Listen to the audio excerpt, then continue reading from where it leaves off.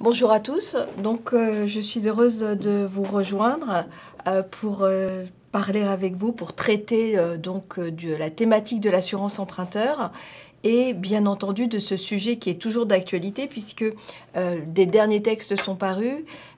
Tout n'est pas toujours encore très clair. On attend éventuellement encore, et on le verra tout à l'heure, un avis du CCSF sur la thématique de la date d'échéance. Mais cette thématique de l'assurance emprunteur est une thématique d'actualité et il était utile aujourd'hui en tout cas de faire un point sur les derniers textes qui sont sortis et des difficultés opérationnelles qui peuvent encore, pour certains d'entre vous, d'entre nous, certaines difficultés opérationnelles qui peuvent encore poser. Donc aujourd'hui, nous allons essayer dans un temps relativement court, puisque nous allons aborder ce sujet en une demi-heure.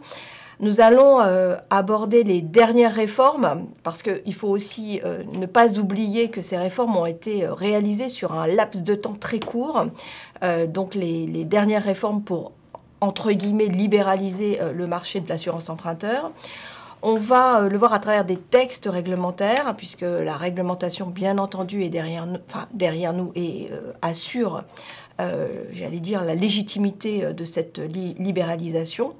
On a également des avis du comité consultatif du secteur financier. Donc ces avis ont aussi une importance considérable parce qu'ils nous ont permis d'éclairer le sujet de l'assurance emprunteur par consensus, puisque les différents acteurs étaient autour de la table pour trouver un consensus sur cette évolution de l'équivalence des garanties notamment. On va voir les conséquences pratiques des avis du CCSF. On va étudier ce qu'on appelle, on va traiter en tout cas de l'amendement Bourquin et de ses conséquences, de la problématique toujours existante autour de la date d'échéance, du devoir de conseil, qui est un élément structurant aussi d'une démarche de commercialisation de l'assurance emprunteur, d'un point qui reste aussi un point d'actualité qui est le suivi dans la durée. Doit-on faire un conseil qu'à la souscription ou doit-on faire un conseil tout au long de la vie du contrat et par conséquent en cas de substitution? Et pour finir, bien entendu, nous ne pouvons pas nous arrêter ou stopper cette conférence sans parler de la recommandation de la CPR du 26 juin 2017.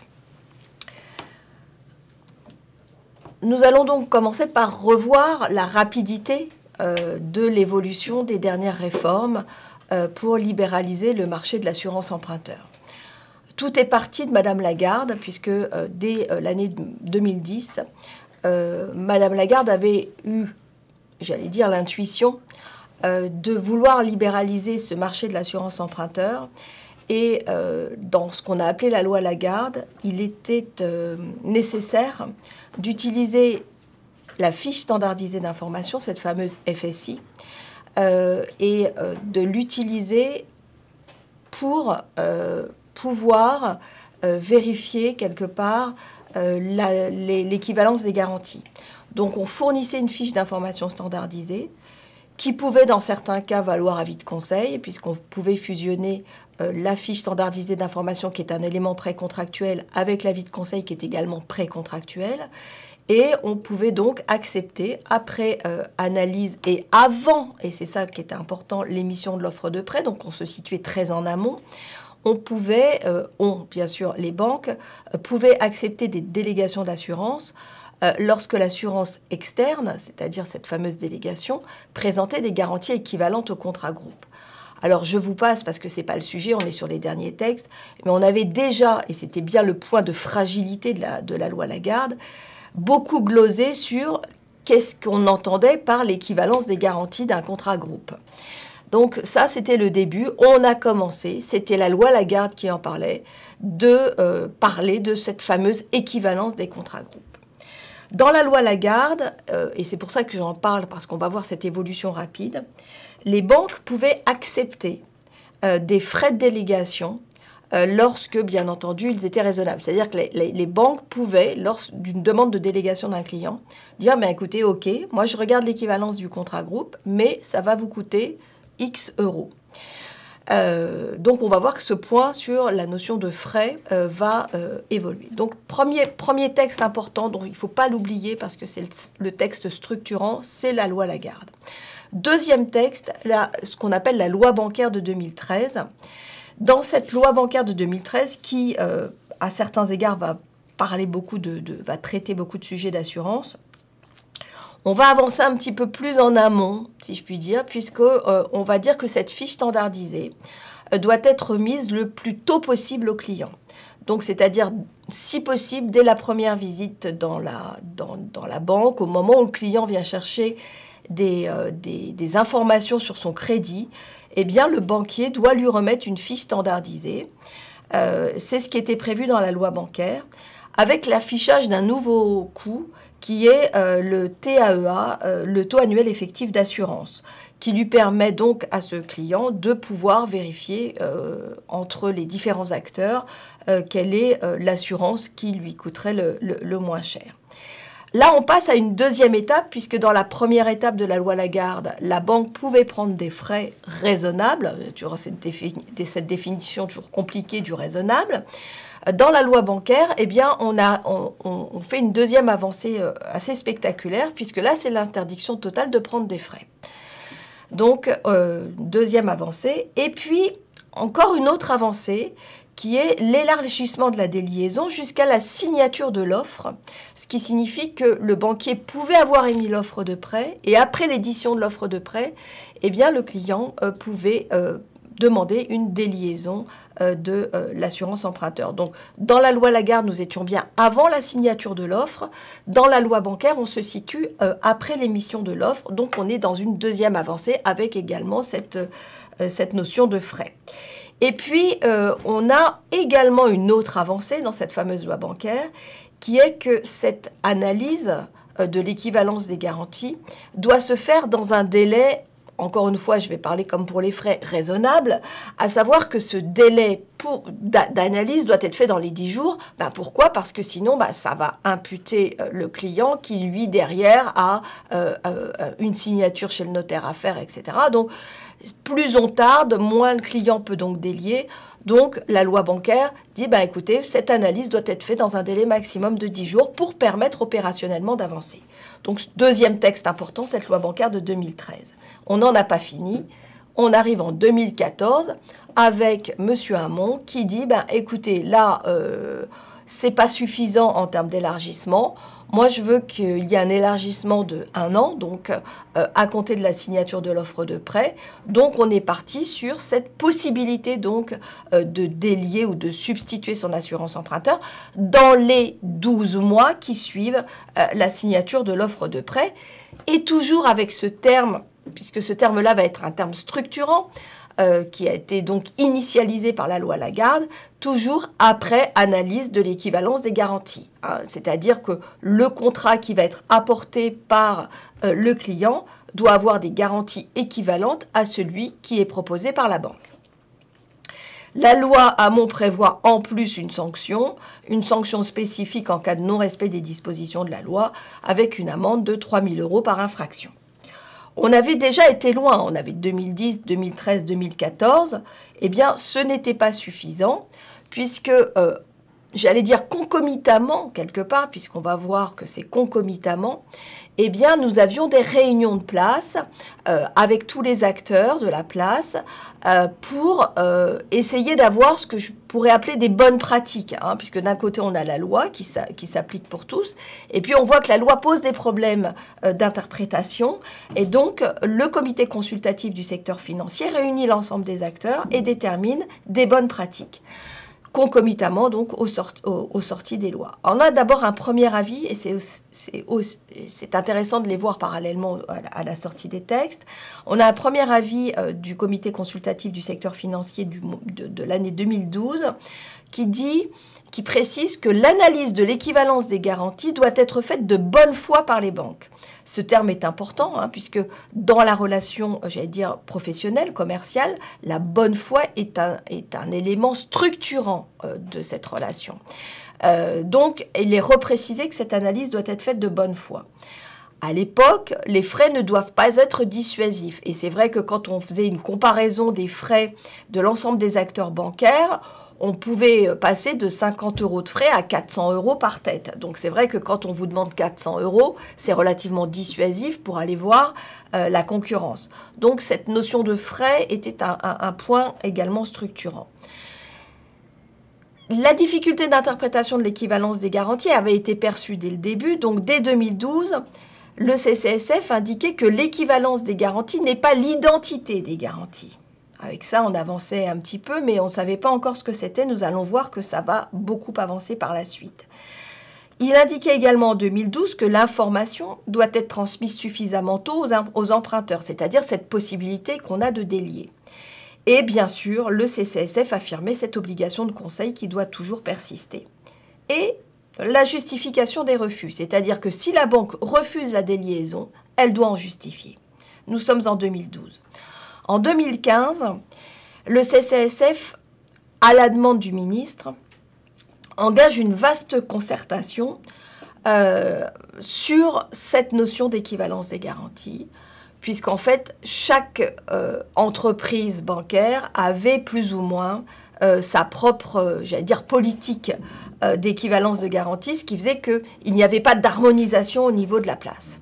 Donc, à la demande de Michel Sapin, qui était à l'époque ministre de l'économie, le CCSF organise donc cette vaste concertation et détermine alors, donc par consensus, et ça c'est important, c'est-à-dire que l'ensemble des acteurs, que ce soit les acteurs bancaires, les acteurs assurantiels, les associations de protection des consommateurs, sont tous présents et sont d'accord sur la méthodologie qui va être mise en place et le résultat de cette méthodologie. La méthode est donc une méthode commune et transparente qui aboutit à la mise en place d'une liste de critères, une liste commune de 26 critères qui va donc être établie par consensus. Le prêteur, donc le banquier, choisit 11 critères au maximum parmi cette liste de 26 critères et ces 11 critères vont être les critères qu'il va devoir afficher. C'est-à-dire qu'il va devoir les remettre sur la fiche standardisée d'information, il va devoir les remettre éventuellement, et d'ailleurs c'est conseillé sur son site internet, afin que l'ensemble des acteurs, et notamment ses clients, puissent connaître les critères de la banque. Ce qui va permettre à travers ces critères d'aller vérifier si l'assureur externe que l'on a choisi a les mêmes critères que le contrat groupe, puisque les critères sont affichés, et donc s'il a les mêmes critères, les contrats sont équivalents. Donc c'est juste pour permettre une transparence sur l'équivalence des garanties et que ça ne soit pas, j'allais dire, totalement subjectif. Donc c'est une très grande avancée, c'est l'avancée par critères. À la suite de ces critères, qui sont des critères qui sont objectifs, le comité consultatif du secteur financier dit, en plus de cette FSI qui va contenir les critères, je demande qu'il soit rajouté une fiche personnalisée, c'est-à-dire que ces critères soient adaptés à la personne en fonction effectivement de ses caractéristiques de la personne, son âge, son état de santé, etc. Et on maintient cette obligation de conseil. Donc voilà, l'avis du 13 janvier 2015 est un avis extrêmement important puisque cet avis-là va permettre, j'allais dire, à tous les acteurs de la place d'avoir la même méthodologie, donc une méthodologie commune et transparente. Et puis, dernièrement, on a eu un avis du 18 avril, donc qui a fait suite à cette mise en place, puisqu'en fait, le CCSF avait dit, eh bien, on fera un bilan 1 an après la mise en place de cet avis, on fera un bilan sur comment les acteurs se sont comportés, pour voir les points positifs et pour voir les points négatifs. Donc, c'est ce qui a donné lieu à l'avis du 18 avril 2017. Et donc, le 18 avril 2017, que dit l'avis du CCSF? Il dit bien, globalement, il y a une nette amélioration des conditions générales des contrats, puisqu'en fait, ce dont le CCSF s'est aperçu, c'est que les assureurs, d'une façon générale, et même les assureurs groupes des banques, avaient amélioré les conditions des contrats d'assurance emprunteur. le CCSF a également remarqué que non seulement il y avait une amélioration des garanties, mais qu'il y avait également une amélioration de la tarification, puisque la tarification était devenue beaucoup plus compétitive, puisque les acteurs pouvaient délier ou substituer, et donc par conséquent, le tarif était un élément essentiel de cette demande, et que du coup, la compétitivité au niveau du tarif avait été, j'allais dire, au rendez-vous. En tout cas, l'ensemble des acteurs se mettaient en marche pour respecter les engagements de l'avis du 13 janvier 2015. Mais que malheureusement, il y avait encore des freins. Et que ces freins, c'était que cette fameuse fiche standardisée d'information était encore remise tardivement et pas lors du premier rendez-vous. Et que, notamment, les refus des liaisons n'étaient pas toujours faits. Vous saviez que je vous ai dit qu'il y avait une obligation de justification, eh bien, n'était pas toujours fait avec une justification liée à l'équivalence des garanties. Et que, par conséquent, il fallait encore améliorer cette justification de refus au regard des fameux critères qui avaient été énoncés dans l'avis du 13 janvier 2015. Alors là, j'ai un petit problème technique, donc je vais passer le slide d'une autre façon. Quelles ont été les conséquences, j'allais dire, pratiques et des évolutions réglementaires et des avis du CCSF? C'est que nous allons avoir une nouvelle loi, qui est la loi du 21 février 2017, qui va ouvrir la possibilité de résilier, cette fois, le contrat d'assurance emprunteur dans un délai de 2 mois, avant la date d'échéance du contrat d'assurance emprunteur, dans les conditions qui ont été fixées, j'allais dire, à l'article L113-12 du Code des assurances, qui précise que la durée du contrat et les conditions de résiliation sont fixées par la police. Et puis, donc, on a cette loi du 21 février 2017 et une saisine du Conseil constitutionnel par la Fédération bancaire française. Et le Conseil constitutionnel va confirmer, j'allais dire, le 12 janvier 2018, que toutes les lois successives élargissent bien la possibilité de résiliation des contrats d'assurance emprunteur et ont rapproché, en fait, les règles qui sont applicables aux contrats d'assurance emprunteur des règles de droit communes aux contrats d'assurance. C'est vrai qu'on avait cette particularité, c'est que les contrats d'assurance emprunteur étaient tellement liés à la durée du crédit qu'on ne voyait pas comment on pouvait résilier un contrat d'assurance emprunteur puisqu'il ne comportait pas de date d'échéance au sens classique d'un contrat d'assurance. Donc la méthode traditionnelle de passage de slide ne marchant plus, je repasse à l'autre méthode. C'est ce qu'on a appelé l'amendement, entre guillemets, l'amendement Bourquin, puisque c'est du nom de la personne qui l'a déposé. Donc le Conseil constitutionnel a donc validé le 12 janvier 2018 et de façon définitive, et ça c'est un point essentiel, la possibilité de renégocier chaque année son assurance emprunteur. Chaque année maintenant, donc comme tous les autres contrats, le contrat d'assurance emprunteur peut être renégocié. Ça veut dire que bien entendu, on peut renégocier son contrat groupe, mais on peut également renégocier le contrat délégué qu'on aurait pu souscrire. C'est la liberté totale de changer d'assureur. Cette possibilité est donc entrée en vigueur le 22 février 2017, puisque c'est l'instauration d'un droit de substitution annuel, puisque jusqu'à présent, dans le cadre de la loi Hamon, la possibilité de résiliation n'existait que dans les 12 mois suivant la signature du prêt. Donc le changement d'assurance emprunteur peut se réitérer chaque année, ce que j'ai déjà dit, durant toute la durée du crédit, ce qui est important, mais toujours si les garanties présentes dans le nouveau contrat sont à minima équivalentes à celles du contrat initial, que ce soit des contrats groupes ou que ce soit des contrats individuels.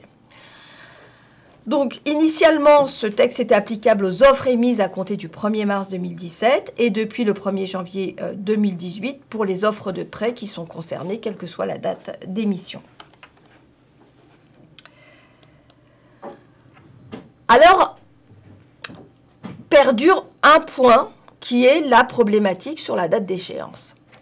Puisque dans la pratique, il n'était pas prévu à la base, sur tout le stock de contrats, qu'il y ait une date d'échéance sur les contrats d'assurance emprunteur. Donc, nous sommes, si je puis dire, aujourd'hui, l'ensemble des acteurs, face à cette difficulté de déterminer ce qui est réellement la date d'échéance. Et donc, on tente à trouver des solutions, puisque l'article L113-15 du Code des assurances dispose que la durée du contrat doit être mentionnée en caractère très apparent dans la police, et que cette dernière doit également mentionner que la durée de la tacite reconduction ne peut en aucun cas être supérieure à 1 année. Donc on a déjà ce texte qui est l'article L113-15 du Code des assurances. D'autre part, on a également un jugement du TGI de Nantes du 18 avril 2018, puisqu'on avait des emprunteurs qui avaient saisi le TGI, des emprunteurs dont le prêteur avait refusé donc la substitution en 2012, et le TGI observe qu'à défaut de fondement légal, il peut être convenu que la date d'échéance par le libre jeu de la négociation contractuelle. Pour être clair, comme on est sur cette problématique de date d'échéance, il faut trouver des solutions. Donc la solution, elle doit être opposable au client, donc il faut soit l'inscrire sur les sites internet, soit l'inscrire dans les contrats. En tout état de cause, pour les nouveaux contrats, il faut que ça soit inscrit dans les contrats. C'est plutôt sur les contrats sur le stock qu'il va falloir déterminer quelle est cette date d'échéance par une politique, j'allais dire, propre à l'entreprise, mais qui soit quand même conforme au Code des assurances. Normalement, le CCSF est saisi de cette question sur la date d'échéance et devrait, je ne sais pas dans quel délai, émettre un avis, en tout cas. Donc, c'est-à-dire que comme c'est le CCSF qui va réunir l'ensemble des acteurs, cet avis devrait encore une fois être obtenu par consensus et, j'allais dire, obtenir donc un accord de place. L'autre sujet, c'est le devoir de conseil. Parce qu'on a beau avoir une fiche standardisée, on a beau avoir le droit de délier, et de délier à tout moment, on va dire, ou de substituer son contrat à tout moment, on a beau avoir tout ça, reste qu'il y a un devoir de conseil, et que ce devoir de conseil, il est prévu par le Code des assurances.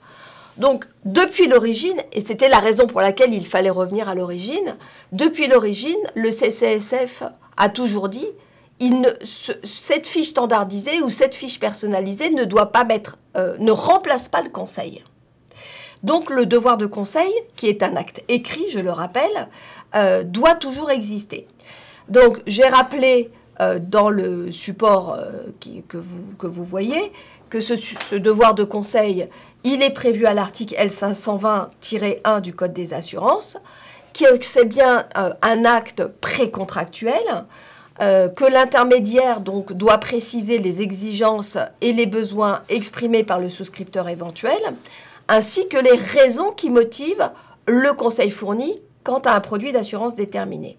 Alors, c'est quoi le devoir de conseil en assurance emprunteur? Le devoir de conseil, c'est d'abord, est-ce que je vais conseiller à mon client telle garantie ou telle autre. Or, jusqu'à présent, on avait packagé l'ensemble des garanties en disant vous n'avez pas le choix, vous allez prendre le package.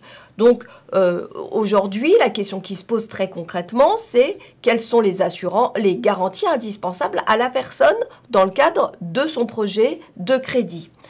Deuxièmement, le devoir de conseil, c'est aussi la quotité. Est-ce qu'il y a un seul emprunteur, plusieurs emprunteurs? Comment est-ce que ça se fait?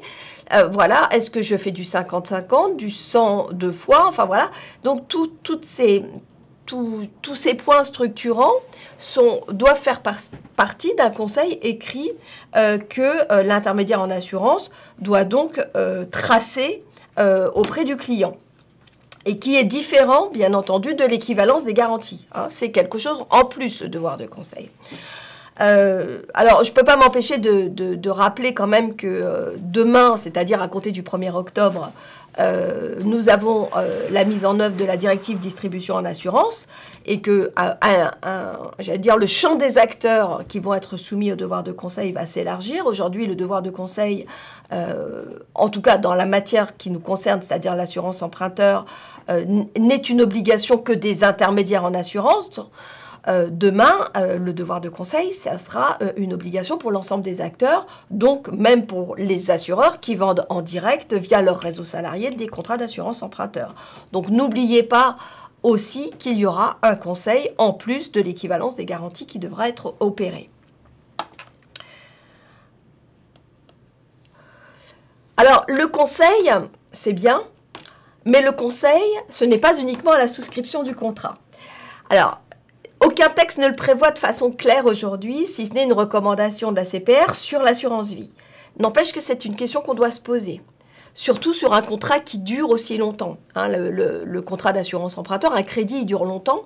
Donc le conseil, il n'est pas one shot. Le conseil, il faut quand même avoir en tête qu'il doit être vu, surtout s'il y a un moment dans la vie du contrat où il y a cette fameuse substitution. Alors, on a la Cour de cassation qui déjà dans un arrêt de 2006, alors vous voyez que ça remonte, hein, c'est pas neuf, qui mentionnait déjà au sujet d'un agent général d'assurance dont la responsabilité avait été recherchée pour ne pas avoir proposé à sa cliente une modification de son contrat suite à l'évolution de sa situation, la Cour de cassation avait dit en 2006 le devoir d'information et de conseil ne s'achève pas lors de la souscription du contrat. Donc, ça remonte quand même à un certain temps et je persiste à vous dire que c'est toujours valable. Il est donc, en tout cas, judicieux de mettre en place, non pas au titre de la loi, puisque là, aucun texte, aucun article ne le prévoit, mais il est judicieux de mettre en place, au titre des bonnes pratiques, un suivi de ce conseil, dans, j'allais dire, les conditions générales peut-être, enfin sur du contrat ou dans des notes d'information, en invitant par écrit l'assuré lors de la conclusion d'un contrat d'assurance emprunteur à porter à la connaissance du distributeur toute modification de sa situation personnelle susceptible d'avoir une incidence sur le contrat, et puis de vérifier l'adéquation du contrat d'assurance emprunteur à périodicité régulière, moi j'appelle ça des clauses de revoyure, à tout le moins en cas de modification de la situation de l'assuré. Donc c'est quelque chose qu'il faut avoir en tête. On pourrait rechercher la responsabilité d'un distributeur d'assurance pour ne pas avoir adapté les garanties du contrat d'assurance emprunteur à la nouvelle situation de l'assuré.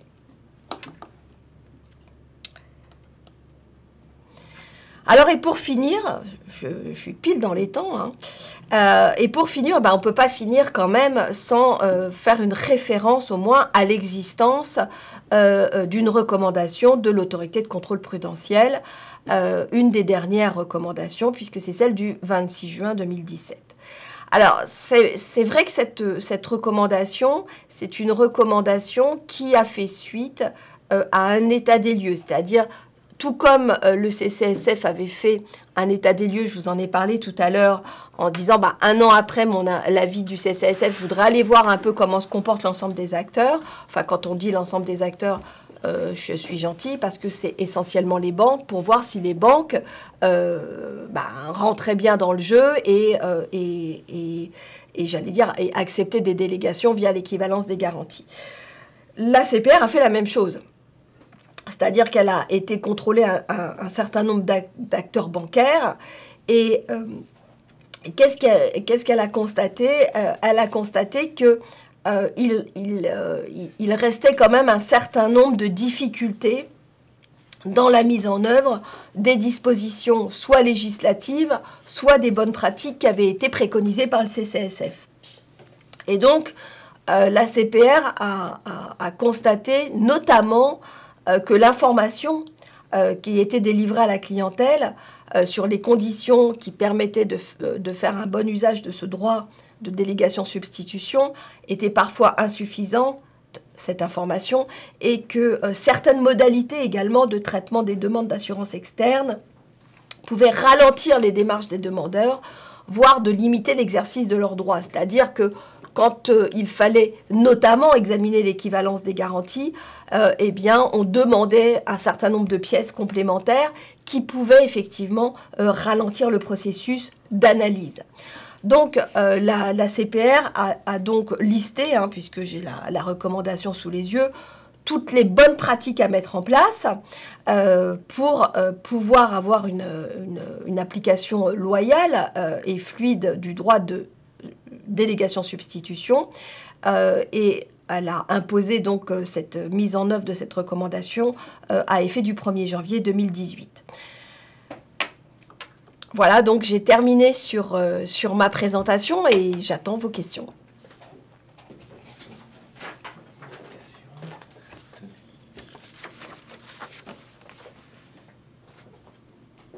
Alors, la première question qu'on me pose, c'est celle-ci, je vous la livre.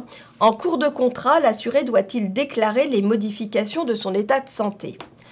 Alors, là, je pense qu'on est sur le devoir de conseil. Voilà. Alors, j'allais dire, tout dépend. Si l'assuré est dans un contrat groupe bancaire, normalement, le contrat groupe ne nécessite pas, n'a pas prévu justement cette obligation de déclarer des modifications. Donc, lorsqu'on est dans un contrat groupe, par cet effet qu'on appelle de mutualisation, toute évolution de la situation de l'assuré, que ce soit de son état de santé, mais également de ses pratiques fumeurs, non-fumeurs, ou de ses pratiques sportives, c'est-à-dire j'exerçais un sport à risque, je n'en exerce plus, n'ont pas besoin d'être énoncés n'ont pas besoin d'être mentionnés et connus de la banque, puisque en adhérant, il adhère quelle que soit sa situation future. Maintenant, dans un cadre de déliaison, c'est-à-dire qu'à partir du moment où le client va voir un assureur externe, il a ce qu'on appelle un contrat d'assurance individuel, et là, il faut se référer à la notice. Si la notice et les conditions générales du contrat prévoient qu'il doit déclarer toute modification de sa situation, eh bien entendu, il sera dans l'obligation de les déclarer. Donc, il n'y a pas de réponse enfin, je vais dire clair, si, il y a une réponse claire, mais ça dépend du contrat dans lequel le client a adhéré. Y a-t-il une autre question? J'ai une question. Va-t-on tendre vers une date d'échéance des contrats en stock? Alors, le stock, c'est un sujet. C'est un vrai sujet, donc je vais dire c'est une très bonne question, parce qu'en fait, tous les textes tous les textes que je vous ai cités ne font jamais référence au stock. Par conséquent, on ne sait, j'allais dire d'une façon globale, on ne sait pas quelle est la règle appliquée au stock. Alors, de quoi on parle quand on parle du stock? Il est clair que si on a un contrat qui est en cours depuis 10 ans, il faut réellement se poser la question de y a-t-il un intérêt légitime à changer de contrat d'assurance emprunteur? J'allais dire tant financier que d'aller se prendre la tête sur cette typologie de sujet. Tout est possible, mais il faut vraiment trouver aussi en soi une légitimité à se poser cette question. Si le stock, c'est effectivement un contrat qui a 3-4 ans, où là, effectivement, vous avez un prêt sur 20 ans et que, par conséquent, cette question est légitime et que cette date d'échéance n'a pas été prévue, eh bien là, c'est la raison pour laquelle, dans le slide que je vous ai mis, on va tendre vers une harmonisation. C'est-à-dire que cette harmonisation, ça va être la date anniversaire du contrat. Quelle est la date anniversaire du contrat, puisqu'elle n'a jamais été déterminée? Donc, soit ça va être la banque qui va devoir éclaircir le sujet, soit ça va être la date de signature du contrat de prêt, ce qui paraît être une possibilité, soit elle va déterminer, la banque, quelle est la date anniversaire de son contrat. Alors, il est clair que si le client demande qu'on ne la connaît pas, cette date anniversaire, et qui demande à substituer son contrat, et que la banque dit non, ce n'est pas fait à la bonne date, du coup, le client aura la bonne date. Mais théoriquement, ça serait, entre guillemets, la date de signature du prêt qui a été, en tout cas, observée jusqu'à présent. Alors, j'ai une autre question. Si la banque refuse une ou plusieurs garanties pour état de santé, est-elle en droit d'exiger certains types de garanties de l'assureur alternatif? Alors là, c'est relativement simple. La banque doit afficher des critères. On retombe sur l'accord de place validé par l'ensemble des acteurs. Donc, elle doit choisir 11 critères parmi 26 critères. Donc ensuite, c'est ces critères-là qui vont permettre l'équivalence d'analyser l'équivalence des garanties. Donc si la banque refuse une ou plusieurs garanties pour état de santé, normalement, elle doit être... Alors là, après, on va rentrer aussi dans, éventuellement, je ne sais pas ce qu'il y a derrière la convention AERAS, mais normalement, elle ne refuse pas. Elle va enfin, c'est l'assureur, c'est pas la banque déjà, c'est l'assureur qui va surprimer, qui va mettre des garanties, enfin, qui va prendre une prime supérieure. Est-elle en droit d'exiger certains types de garanties de l'assureur alternatif? Elle doit demander les mêmes garanties que de l'assureur alternatif que les garanties qu'elle exige. Voilà, c'est ça les critères. C'est retrouver cette fameuse équivalence. Il y a eu cette question. Différence. Alors, j'ai une autre question. Quelle est la différence entre la loi Hamon et la loi Bourquin? La loi Hamon, c'était limité dans le temps. C'était 12 mois après la signature de l'offre de prêt. Tandis que la loi Bourquin, c'est à tout moment hein, que l'on peut... c'est tous les ans. Hein, quand je dis à tout moment, c'est tous les ans à la date anniversaire. Voilà. Donc ça change effectivement, c'est un élargissement du droit de résiliation-substitution. On me dit qu'une dernière question est arrivée. Pouvez-vous repréciser la notion de contrat initial, tout premier contrat ou contrat successif ?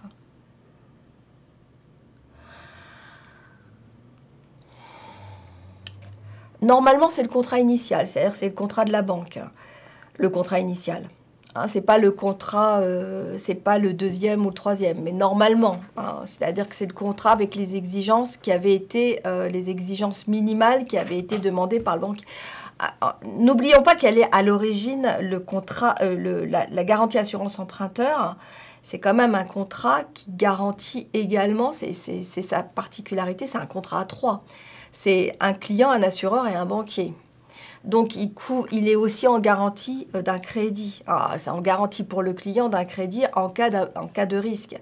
Donc, le contrat initial, ça reste quand même le contrat de la banque. Voilà.